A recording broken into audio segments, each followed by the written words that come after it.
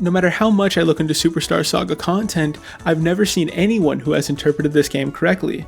You people have butchered this game's meaning, and over the course of this video, I am going to dissect this game, leaving everyone with the correct understanding, starting with Act 1. Our first overlooked moment is the phenomenon of Peach's text bubbles being able to drop bombs.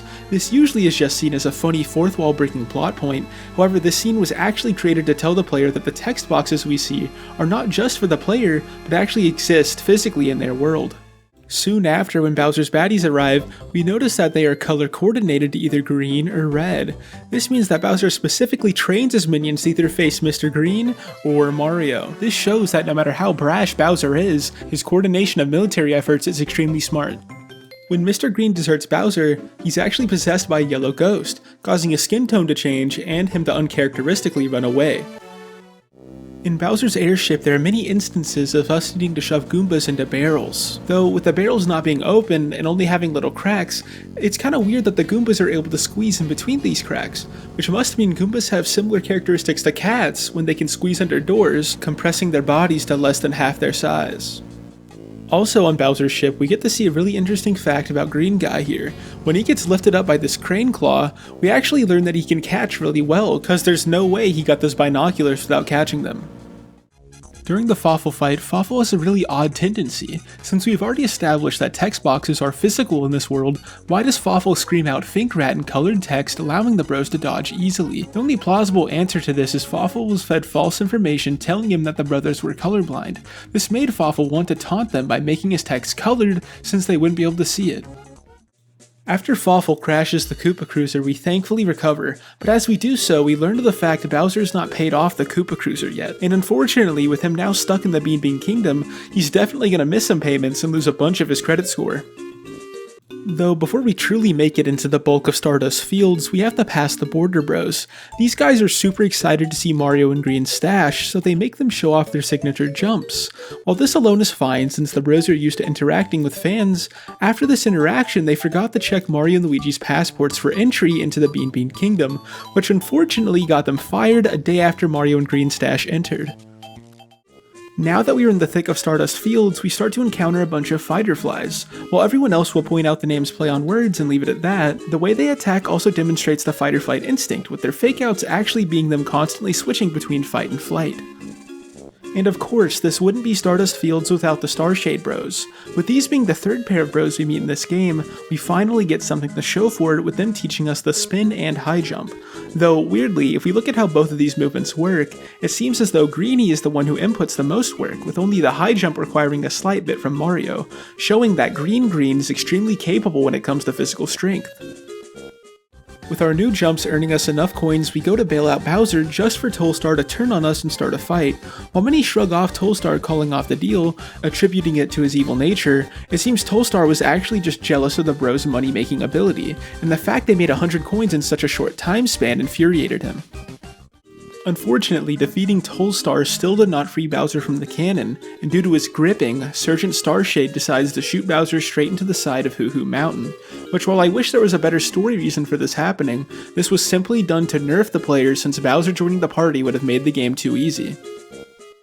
Now on to Hoohoo Mountain. As soon as we get here, we instantly get falsely accused of a crime, with the knights going so far as to lie about having witnesses that saw us. While their urgency can be seen as genuine, they seemingly only want a conviction, which must mean that they are in this for the bounty money and not to save the prince. And to further our previous point about Tolstar, we clearly see here that he is only vouching for us in hopes that we will divulge our money-making methods to him next time we meet.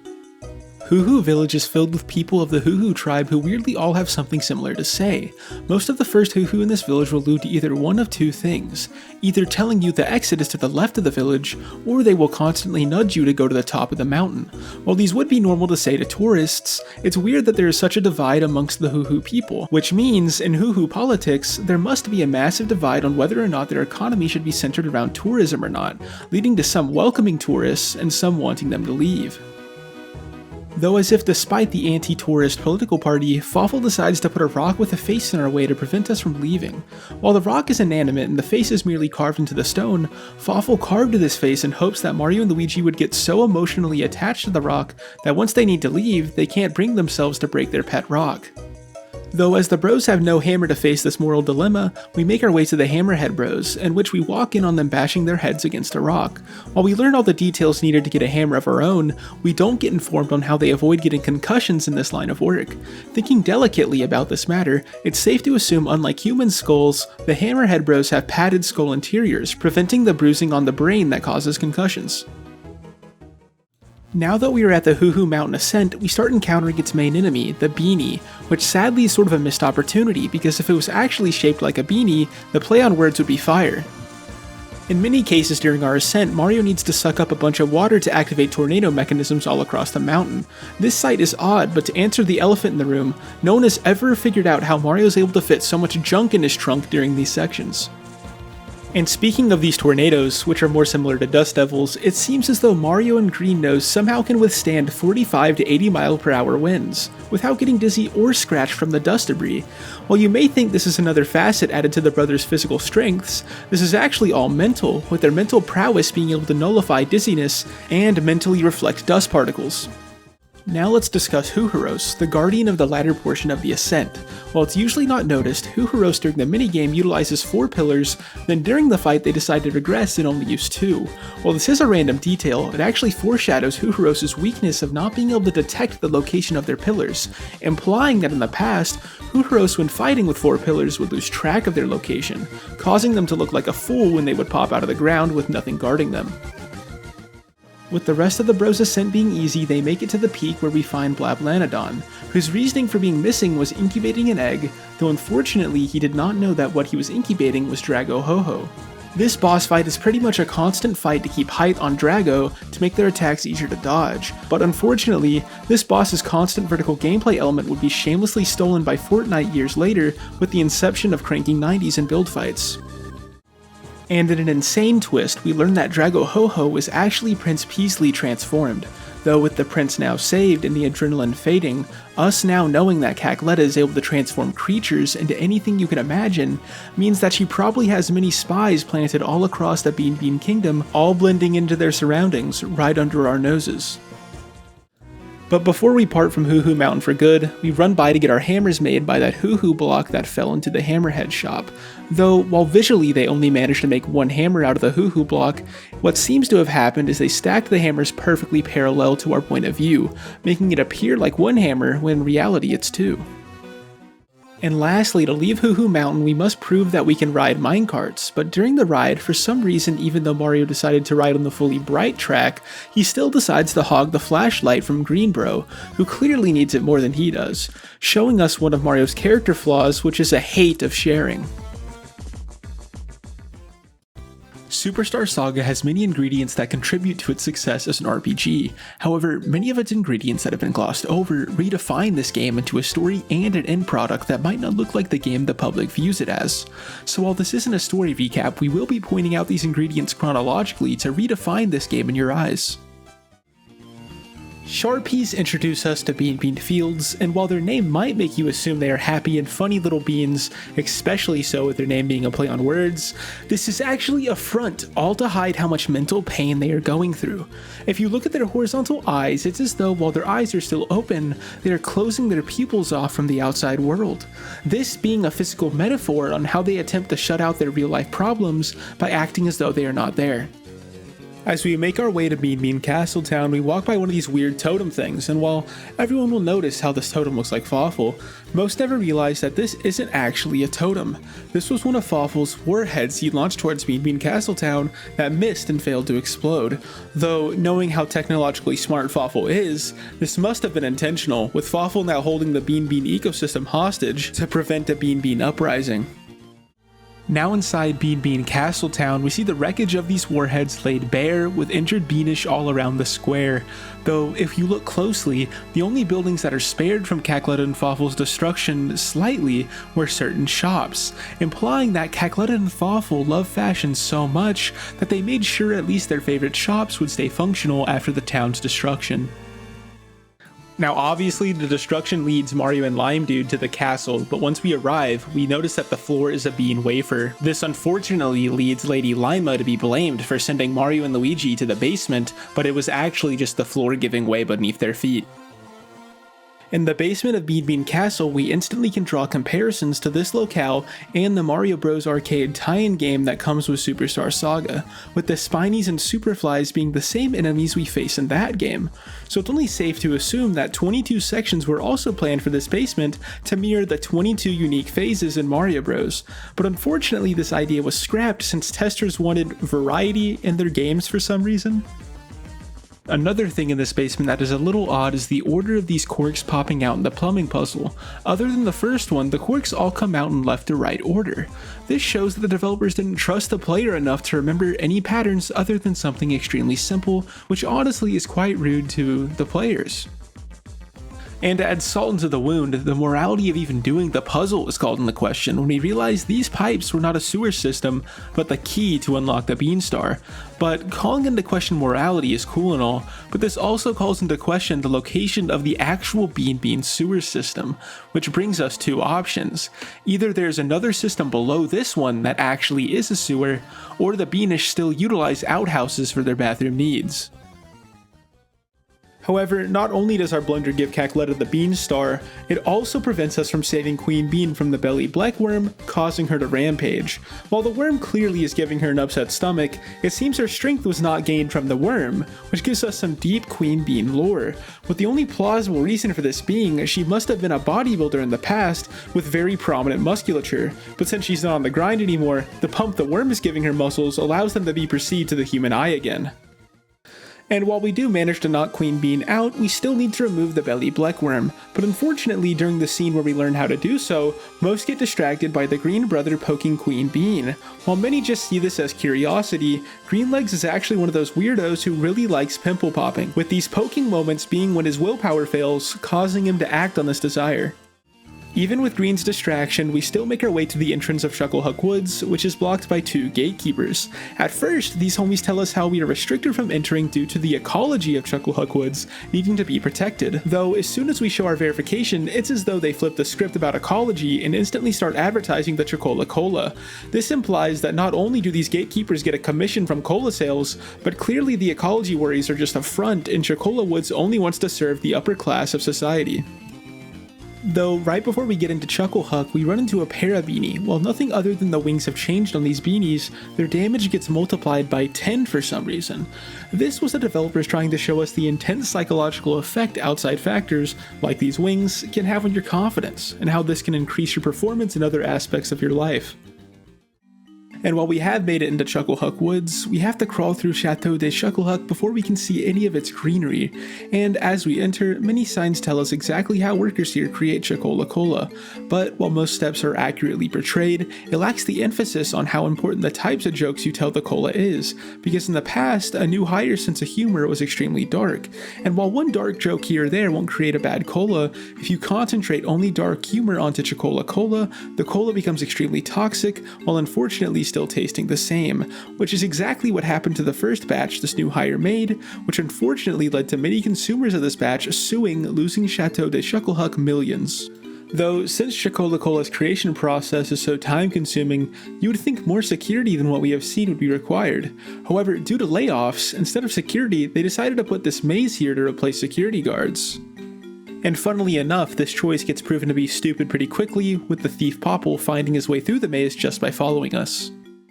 And with us now knowing that Popple and this weird rookie guy both also want the Chocola Reserve, a fight is the only way to resolve this. But thinking deeply, the existence of Popple and his occupation as a professional thief has an inherent implication. With him even being able to sustain a thieving lifestyle, there must be a massive Bean Bean underworld that trades in stolen goods. Which, while not currently a problem, if the underworld continues to grow, Bean Bean Kingdom could come under threat again by the owners of these underworld crime rings. Right before we manage to leave the chateau, we manage to meet Quark, the master of the chateau, and Cask, his brother. With us saving them, they decide to teach us a technique with our hammers, which allows Mario to shrink down to a smaller size, and for Green Socks to be able to burrow under the ground. Though, with the bros just meeting these fellows for the first time today, it's a little odd they decide to trust them so much so that they start smashing their heads in with a hammer. Especially so for Greenlegs, cause in the past, every time he would hit Mario on the head with his hammer, Mario would get extremely angry. The only plausible plausible explanation for this is that Mario and Luigi weren't planning on even doing this to each other, but when a fly landed on Mario's head, Luigi instinctually smashed it, proving Quark and Cask right, even when they shouldn't have been. Now as we enter Chucklehuck Woods, the first enemies we encounter are pest nuts, and of course these nuts are just beanies wearing a set of needles for extra attack power, though compared to every other enemy we have seen, beanies have had more longevity and adaptability compared to any other enemy. So what makes them different to allow for them to be a constant threat? Dissecting their name, we can obviously see the wordplay between bean and meanie, and since they have been meanies to Mario and Luigi on a constant basis, clearly beanies are not just mean for fun, it must be biologically required for them, with the constant power spikes being a means to an end so they can continue to be mean to the bros. And almost as soon as we enter the woods, we make it to where Chucklehuck is located. However, we have to prove that we are worthy to Chuckleroot first before we can reach it by retrieving 3 Chuckle Fruits. This fetch quest isn't too hard to finish, but the colors of what we are finding give us insight on Chuckleroot. If we look at the colors in sequence, red, white, and purple, it's surprisingly similar to red, white, and blue, which made me look into where the purple fruit is located, which implied that Chucklehuck gas this cave emits must have turned this blue Chucklehuck fruit into a purple Chucklehuck fruit, meaning that Chuckleroot and his fruit are actually an invasive species to these woods that came from America. While attempting to locate these fruits, we run into Chuckleroot's granddaughter. She teaches us about buried beans and how to collect them, but due to none of the beans we collect having sprouted yet, this clearly means these beans are all dead, meaning Mario and Luigi are shamelessly grave robbing these poor beans. When the Chuck guys we face spin their spear to call in backup, what they are actually doing is creating a suction force so great that it can pull an entire Chuck guy from out of nowhere. Why would Mario and Luigi jump on a Wiggler to make it angry? Are they stupid? Finally, we made it to the Chucklehuck Reserve, but unfortunately, while the reserve exists, its creator Bubbles made the reserve evil, causing it to attack us as the Chuckleator. Though, judging by how the Chuckleator attacks extremely strategically, it doesn't seem as though Bubbles kept it as sheltered as it seems. Clearly, Bubbles must have snuck in combat lessons into his jokes while also taking Chuckleator out for walks to battle the wildlife of Chucklehuck Woods for the Chuckleator to become such a fierce fighter. But with this knowledge, clearly Bubbles has cared for the Chuckleator as if it was his own child, and it is extremely odd that we just casually feed this child to the queen after the Chuckleator clearly showed us its sentience.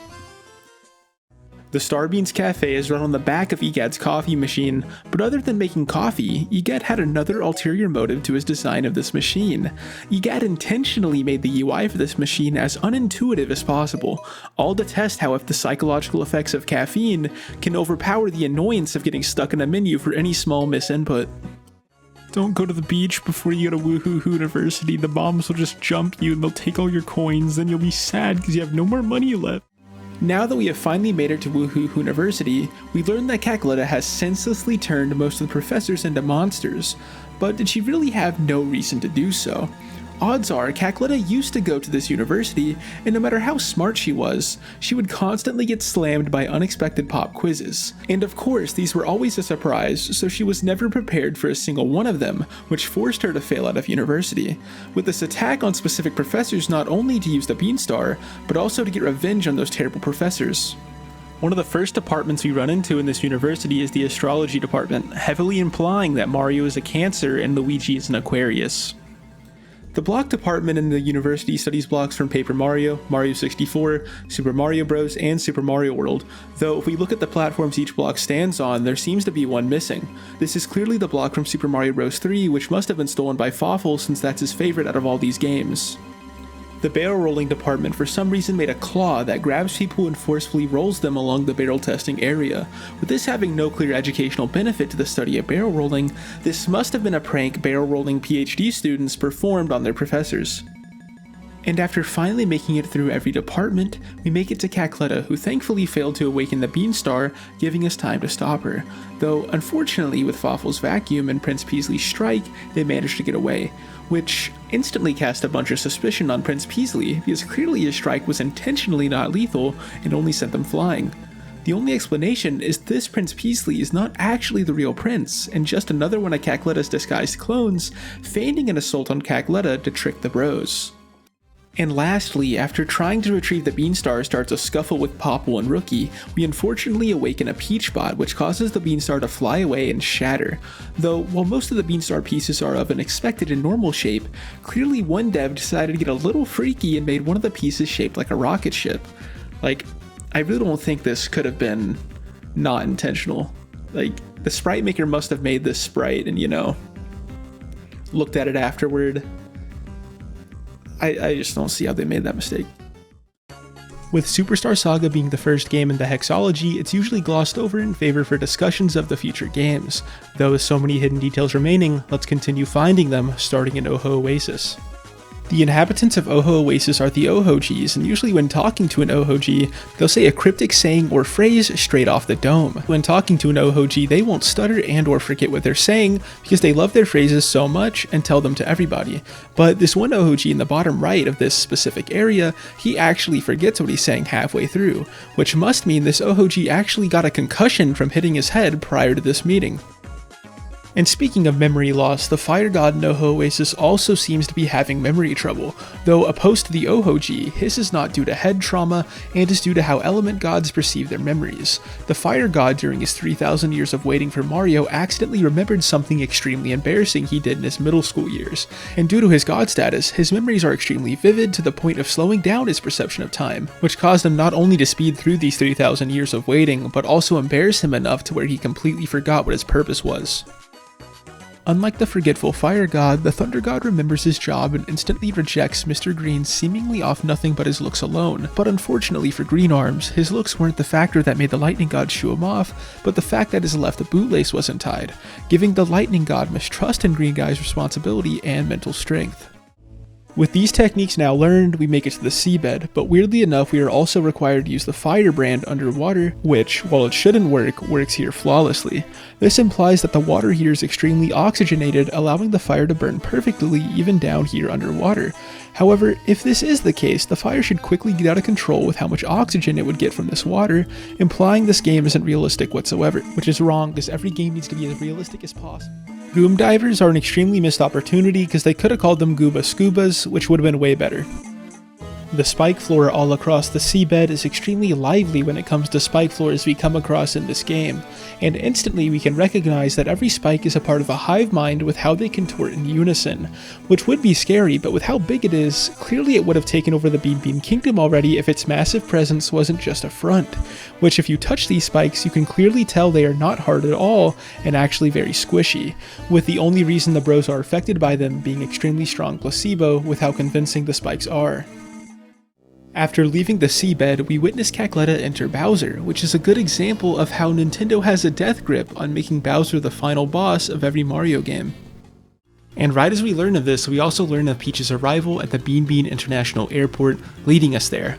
Once we arrive, we learn that it is being stalled by a bunch of piranha plants who for some reason decide to grow out of concrete instead of the grass right next to it.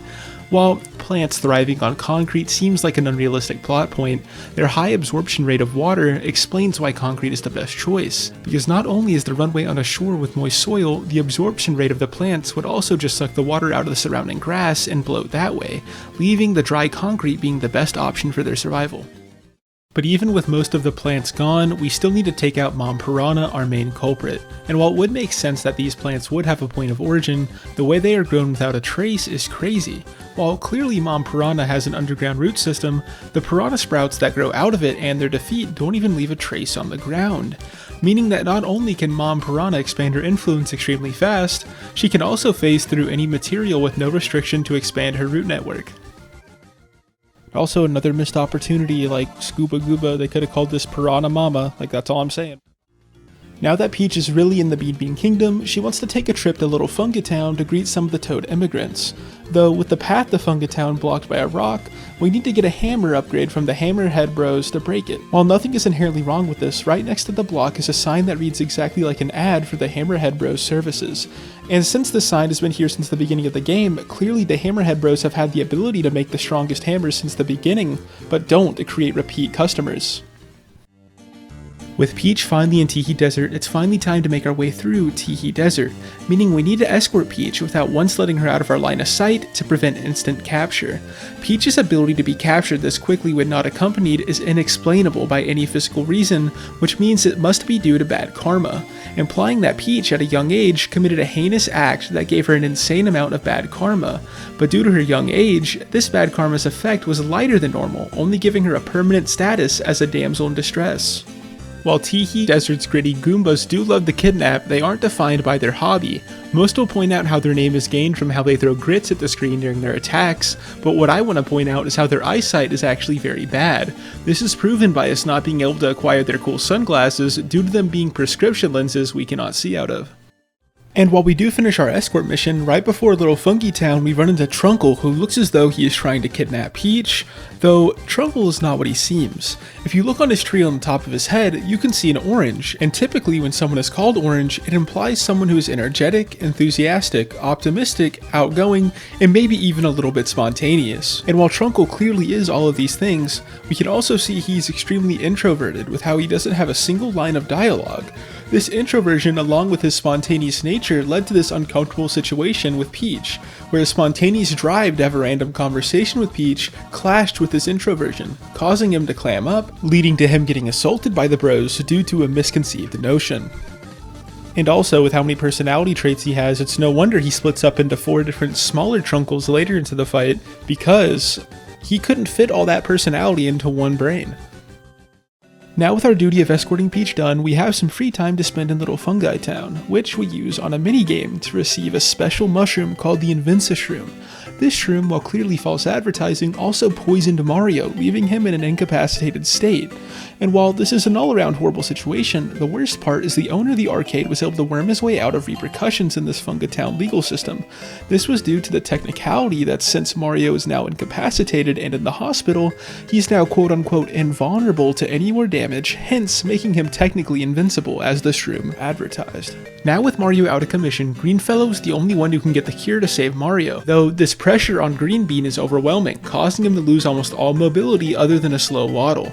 This anxiety paralysis is almost akin to the slight freeze one may get before choosing a fight or flight response, but for Luigi it's more permanent, with the only way to cure it being personality hypnosis from the Kamek in the bottom left of Fungi Town. Though with how this style of hypnosis works, the effect is based on the recipient's view of the person whose personality they are going to copy, and with how highly Luigi views Mario, the result is actually overcompensating, making a Luigi that is more confident and even a little bit stronger than Mario. Some would even go as far as to say that in this state, he could solo the whole rest of the game without Mario's help whatsoever. And while I could give some facts about formerly Luigi, now Neo Mario's journey for normal Mario's antidote, the Krabby Grass, every fact I attempted to think of was instantly shattered by Neo Mario's overwhelming power. Though as Neo Mario fades and Luigi returns, Peach gets kidnapped again. But that's not a big deal, because we need to get the Beanstar pieces instead of worrying about that.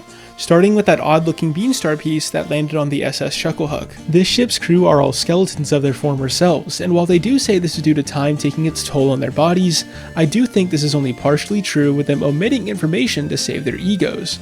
Around the time they became undead, they must have also had a run-in with a thief who stole all their organs before they decomposed, not only causing them to become skeletons faster, but also leaving a heart-sized hole in their rib cages.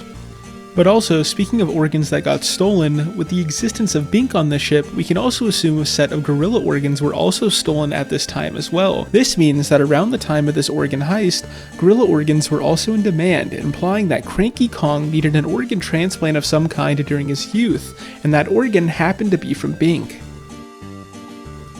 After completing Bink's work for him, we make our way into the hold with his membership card and witness Bloat stuck inside of the wall. And besides the fact that Bloat is the only man that ever told the truth when saying they were big boned, everyone including himself believes his situation is caused by the fact he drinks so much Chocola here inside the hold. But this is not the case, because with how long they have been stranded in this desert, there's no way that they would have any cola left, implying that not only are they undead, but they all share a hallucination where their ship is stocked full of supplies, and in so much excess that Bloat can drink himself stuck when in reality Bro just got stuck. Though instead of getting the Beanstar piece after saving Bloat from the wall, we get drowned and sent back to the seabed, with the SS Chocola perfectly fitting into this trench as a jigsaw piece would fit into a puzzle. This fact alone clearly proves that destiny exists as a force in this world, with the SS Chocola's destiny being to rest in this trench in the seabed. Not to say the seabed's a boring level or anything, but even the Malibut are asleep, like, come on. The path the crash has put us on led us to Gwarhar Lagoon, where we hear that the star piece we were looking for was taken by Hermie, but with every path to him blocked, we head to Gigi and Mary's spa to take a break. But after Gigi and Mary learn that the bros have the hand powers, we get shot instantly into a tutorial section teaching us more ways to use them. But with how quickly this occurs, we gloss over the fact that after activating our powers, Gigi and Mary now use them as well, which implies that they actually stole a bit of the bros' power to keep for themselves, thus preventing the bros from ever using their hand powers to their max potential. But the fact we glossed over that theft caused us to gloss over talking about these techniques they taught us, with both requiring the bros to get shocked or burned to perform them. And speaking of painful techniques, pretty much every cooperative technique the bros have to perform all looks somewhat painful when most could probably be done in a less painful way.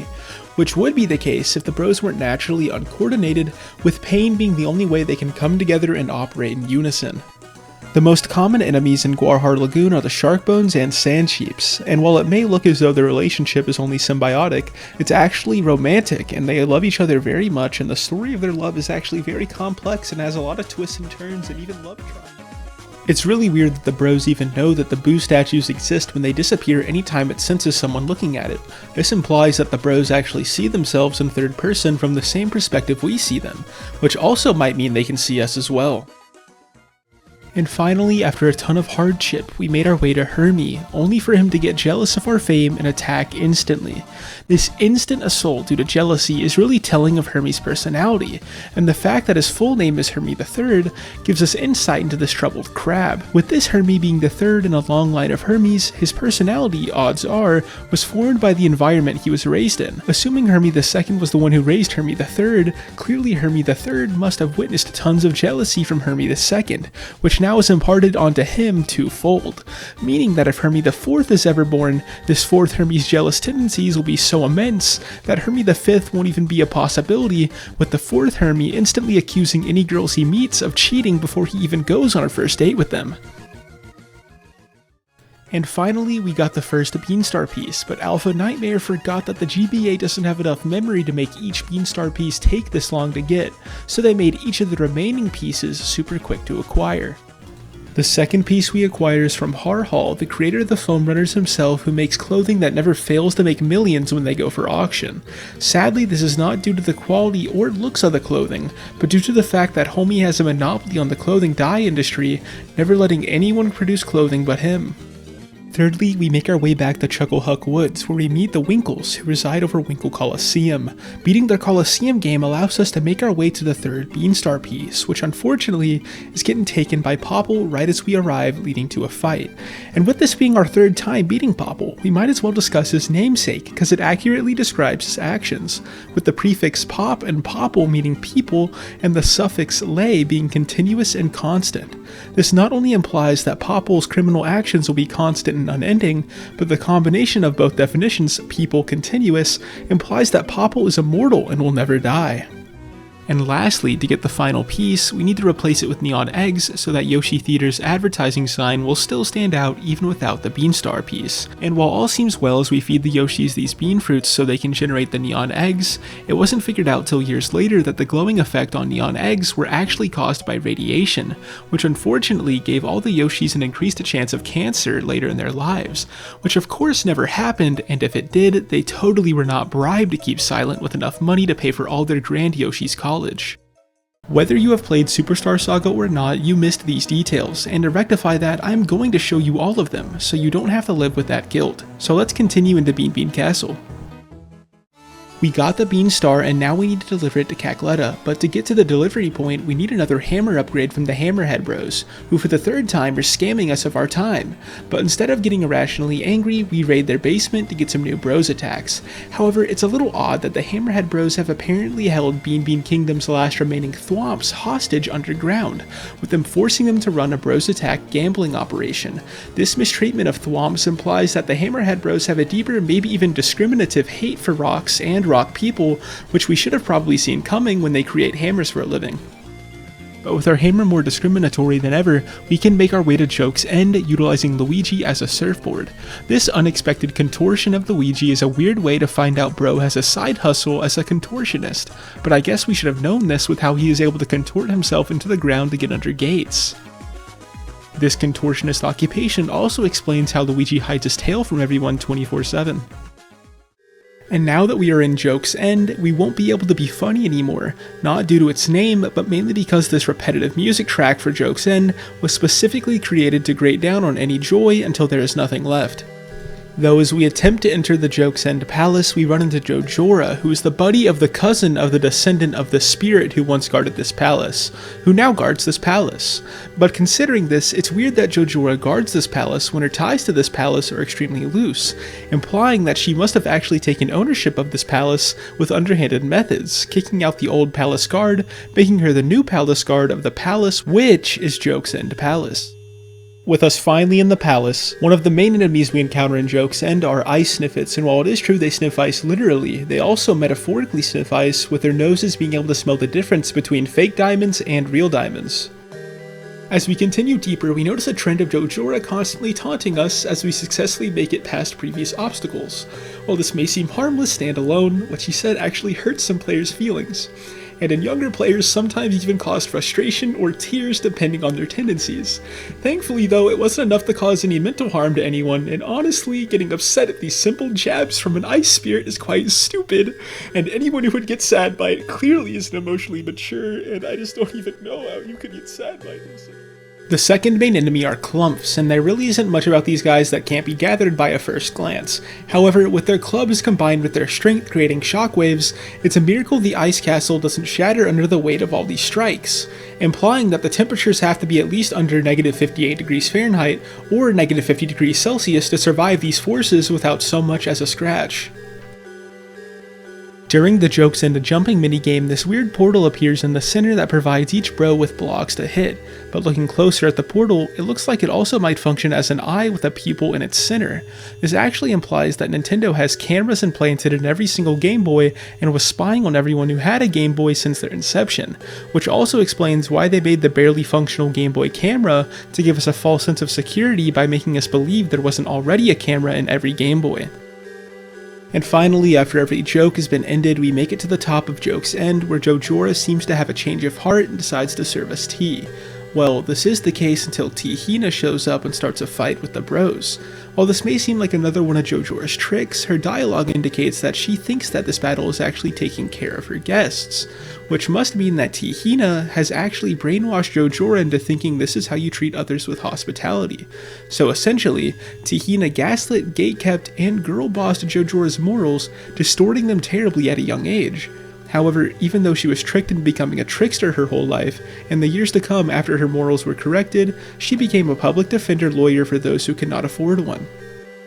With Jojora's character development over and Popple seeing through our fake Beanstar, our infinite series of plans finally works when Luigi dressed as Peach infiltrates the Koopa Cruiser, which weirdly enough seems perfectly laid out for Luigi's escape.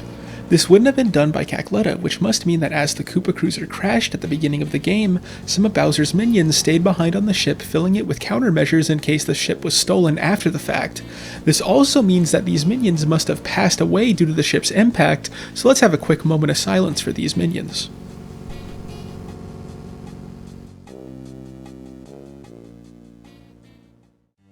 Luigi's escape lands him in quite a predicament, with him instantly getting captured again, but this time by Popple, who has somehow convinced Birdo to become his new rookie.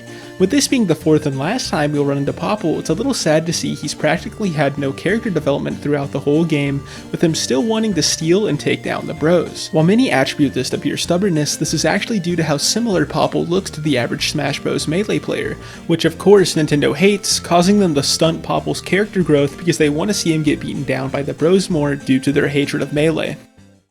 And of course, since we just left Cackletta to our devices, she also went ahead and stole Bowser's castle and bombed the Bean Bean Kingdom for the second time. So we take a ride on Blablanodon to stop her for good this time. Though as we start making our way through the palace, we start to see how heavily guarded this palace is, with us getting instantly shot by the gunner guys. These guys look as though they were sniffets whose snouts grew so long that they lost all mobility due to their weight, but if you look closely, clearly their snouts grew a pair of legs along with its size, leading us to wonder why each gunner guy still needs to be pushed, implying that the snout grew a brain in unison with its legs, and all gunner snouts are doing a collaborative protest where they won't walk in unison with their guy unless they receive half of each guy's pay. And while we were starting to make our way through Bowser's castle, before we even make our way to the meat and potatoes, we run into a platforming section that looks deceptively easy. With this in mind, the bros run into this confidently, but unfortunately fail multiple times over, which mentally takes a toll on them. While nothing happens to them physically or stat-wise, the bros will both remember this moment of their failure at random times during the day, causing them to kick themselves about it in hindsight.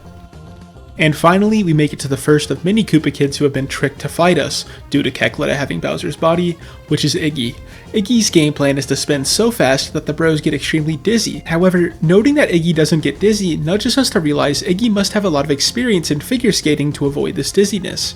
But knowing this, it's a little weird he doesn't compete professionally, until you realize that logically he can't compete professionally because after that he would most likely be self-sufficient and wouldn't be a Koopa kid anymore. The second Koopa kid we encounter is Morton, and to get past him we need to jump over the many shockwaves he is creating on our bridge forward. While he does jump every time a shockwave occurs, I doubt this is what actually causes the shockwaves. What's actually happening is Morton is sacrificing and then sending a bit of his aura at us every time he jumps. While this does somewhat work, after his aura runs low, the bros defeat him, and due to this aura loss, he loses his girlfriend. The third kid we encounter is Lemmy, whose ability allows him to create a bunch of clones. He does this through a bunch of spinning leading to his dizzy eyes, but even though he is dizzy, he still stands firm on the battlefield. But to keep this firmness, he only uses a simple fireball attack so he stays stable on the ground. And judging by the simplicity, it shouldn't be too hard for his clones to also do this attack, but they never do. Why this is explained in Lemmy's diary, where we learn how if Lemmy's clones are given the ability to act on their own, they are too friendly and distract him with requests to play checkers that he physically can't decline due to his intense love of the sport. The fourth we encounter is Ludwig von Koopa, who utilizes retreating into a shell to attack the bros. However, with how much his shell shrinks, his body must be able to compress into extremely small spaces, which means his mom must be an octopus. This explains his compressibility and also why his tooth looks like an octopus beak. The fifth Wii is Roy, and as soon as we encounter him, he flies away.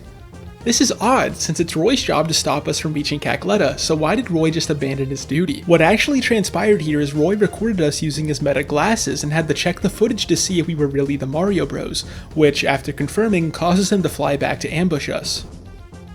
The sixth is Wendy, and during her battle she seems to be able to create damaging light rings with her bracelets. Though, funnily enough, while she uses them to damage us, she also uses them as life preservers when she works as a lifeguard on weekends.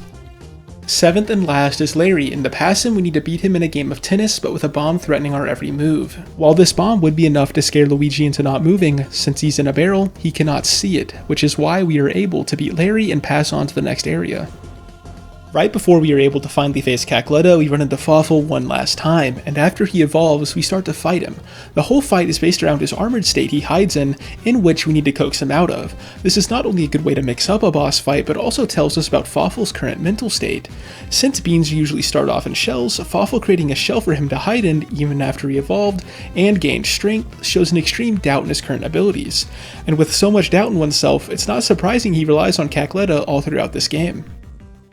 And finally, we run into Cackletta, currently sitting on Bowser's throne in her Bowletta form.